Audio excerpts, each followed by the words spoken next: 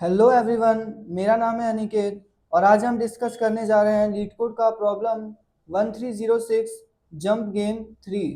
देखते हैं इस क्वेश्चन में क्या है। Given an array of non negative integers ARR, you are initially position at start index of the array. आपको एक एरे गिवन होगा और एक स्टार्ट इंडेक्स गिवन होगा जिसपे आप इनिशियली खड़े हैं। When you are at index I, you can jump to I plus array of आई और आई माइनस एरे ऑफ आई। जब आप किसी इंडेक्स आई पे खड़े हैं तो या तो आप उससे एरे ऑफ आई पीछे जंप कर सकते हैं या तो एरे ऑफ आई आगे जंप कर सकते हैं। एग्जाम्पल 1 3 2 4 5। अगर आप 2 पे खड़े हैं तो आप या तो 2 से 1 पे जंप कर सकते हैं या तो 2 से 5 पे जंप कर सकते हैं। अगर आपको पता कैसे चला कि आपको 2 ही जंप करना है, तो इस क्वेश्चन में दे रखा है कि एरे ऑफ आई जो होगा उतना ही आपको जंप करना है। यहाँ पे एरे ऑफ आई 2 है तो यहाँ से आप 2 जंप इधर कर सकते हैं। अगर आप 3 पे अगर स्टार्टिंग में खड़े होते तो आप 3 से इधर जंप कर सकते थे और 3 से इधर जंप कर सकते थे। तो 3 से इधर जंप करेंगे तो 3, तो यहाँ पे तो हम आउट चले जाएंगे, लेकिन 3 से जब इधर जंप करेंगे तो हम 5 पे आ जाएंगे। तो आई होप आपको ये वाली स्टेटमेंट समझ में आ गई होगी, आई प्लस एरे ऑफ आई और आई माइनस एरे ऑफ आई वाली। If you can reach any index with zero, check if you can reach any index with zero. तो इसमें हमें चेक करना है, यानी हमें आंसर जो है वो ट्रू या फॉल्स में रिटर्न करना है। ट्रू हम कब रिटर्न करेंगे कि हम रीच कर पा रहे हैं जीरो एलिमेंट को, जीरो इंडेक्स को नहीं, जीरो एलिमेंट को, एकदम exact zero, array of I zero हो जाए उसको अगर हम रीच कर पा रहे हैं तो हम ट्रू, वरना तो हम फॉल्स रिटर्न कर देंगे। नाउ अब हम ये कुछ टेस्ट केसेस को ड्राई रन करते हैं और देखते हैं इससे क्या ऑब्जर्वेशन हमें मिलती है।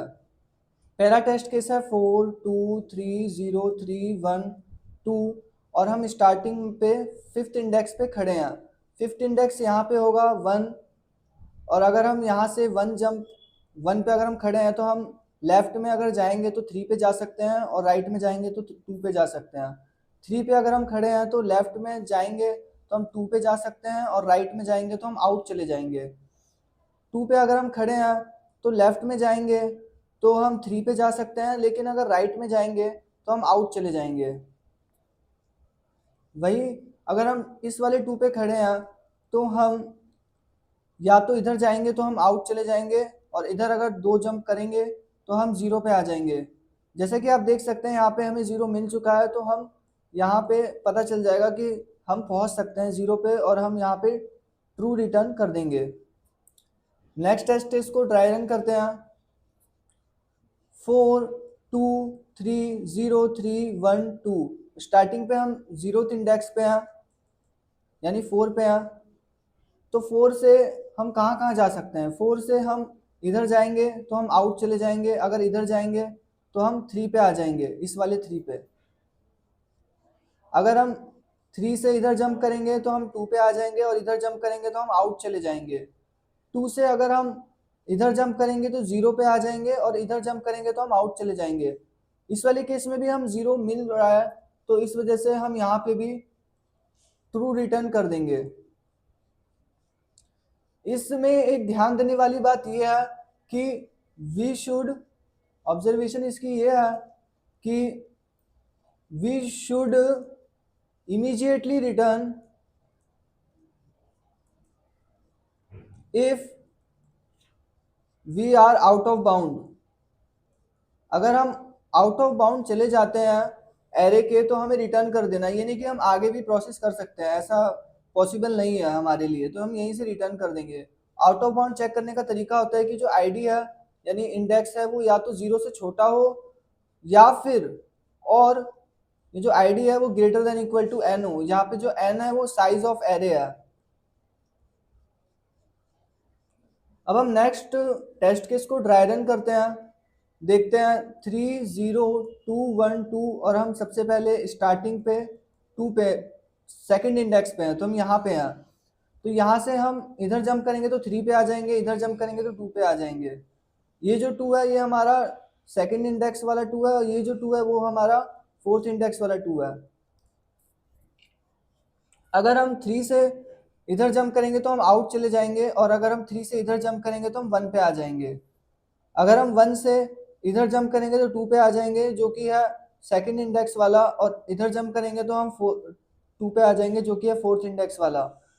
अगर हम इस 2 से देखें तो इस 2 से भी हम इधर जंप करेंगे तो 3 पे आ जाएंगे।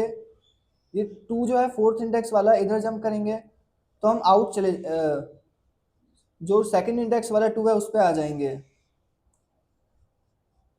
सेकंड इंडेक्स वाला 2 पे हम आ जाएंगे, सेकंड इंडेक्स वाला जो 2 है उस पे चले जाएंगे, और अगर हम इधर जंप करेंगे तो हम आउट चले जाएंगे। तो जैसे कि देख सकते हैं कि जहां जहां आउट है वहां से तो हम इमीडिएटली रिटर्न कर देंगे, लेकिन जहां जहां हमें पॉसिबिलिटी है वहां पे हम ट्रेवर्स करेंगे। अगर हम इस वाले केस को देखें 2,2, यहाँ पे भी 2,2 है, मतलब सेकंड इंडेक्स वाला 2 है, तो यहाँ पे यही वाला ट्री दोबारा से बनना स्टार्ट हो जाएगा। तो क्या ऐसा, मतलब इसको चेक करने का फर्दर हमारे पास कोई फायदा हुआ नहीं हुआ, क्योंकि हमने यहाँ पे इसको पहले से चेक कर लिया था। अगर हमने यहाँ पे भी इसको चेक करेंगे तो हमारा जो ट्री है वो बहुत इनफाइनाइट लेंथ का हो जाएगा, और हमें इनफाइनाइट प्रोसेसिंग टाइम लगेगा। तो हमें वो एलिमेंट चेक नहीं करने चाहिए जिनको हमने पहले से चेक कर चुके हैं। तो एक और ऑब्जर्वेशन इसमें मिली हमें कि we should not process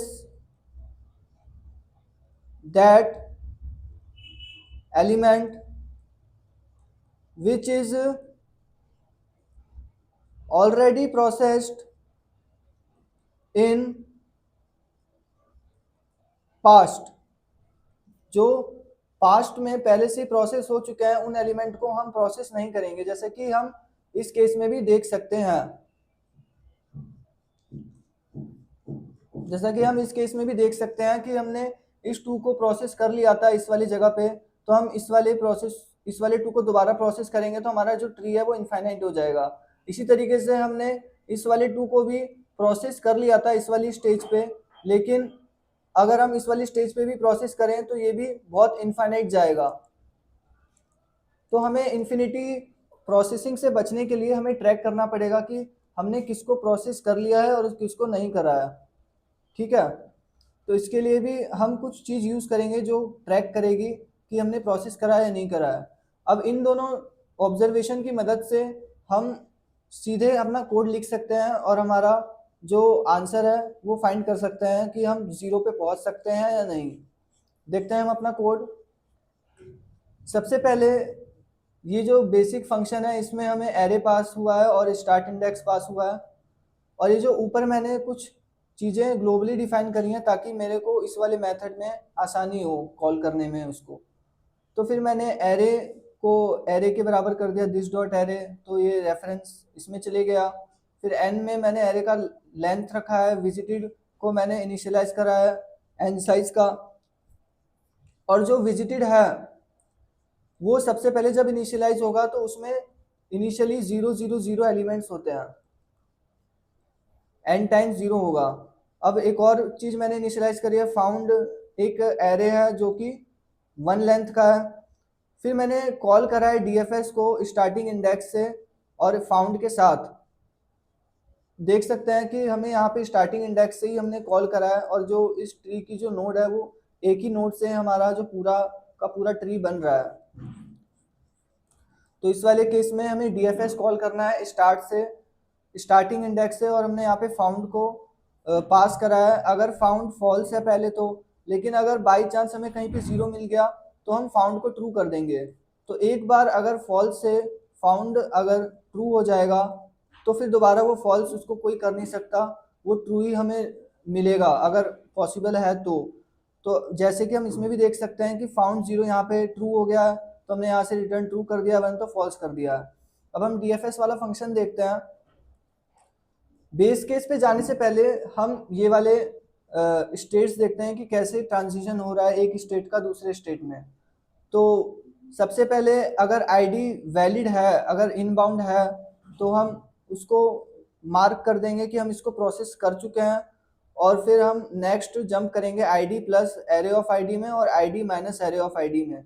array of ID minus पीछे जाएंगे और एक बार एरे ऑफ आईडी आगे जाएंगे, फिर दोबारा से प्रोसेस करेंगे। तो मतलब हमारे पास यहाँ पे हर केस में दो मैक्सिमम दो ब्रांचेस बन सकती हैं, और उन दो ब्रांचेस में से हमें कौन सी ब्रांच लेनी है और किसको नेगेट करना है वो हम टेस्ट केस वो बेस केसेस में देखते हैं। सबसे पहले अगर हमें आउट ऑफ बाउंड मिल गया तो हम इमीडिएटली रिटर्न कर देंगे, जैसे कि हमने इस ऑब्जर्वेशन में भी देखा था कि आउट ऑफ बाउंड वाली चीज को हमें तुरंत ही वहां से इमीडिएटली रिटर्न कर देना है, ताकि हम इसको प्रोसेस ना करें और हमारा index out of bound error ना आए। तो हम यहाँ से रिटर्न कर दिया। अगर विजिटेड ऑफ आईडी अगर 1 है तो वहां से भी रिटर्न कर देना है।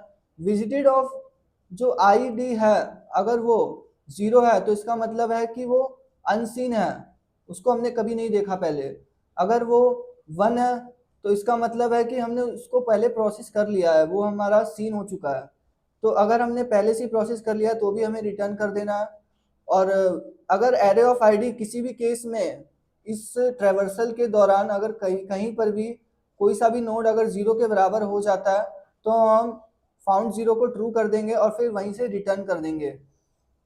फिर अगर हम फाउंड 0 एक बार ट्रू हो गया तो फिर वो यहाँ पे भी ट्रू ही होगा और हम फाइनली अपना आंसर ट्रू या फॉल्स प्रेडिक्ट कर सकते हैं। आई होप आपको मेरा कोर्स समझ में आया होगा। Thank you for watching my video. Please like share and subscribe my channel.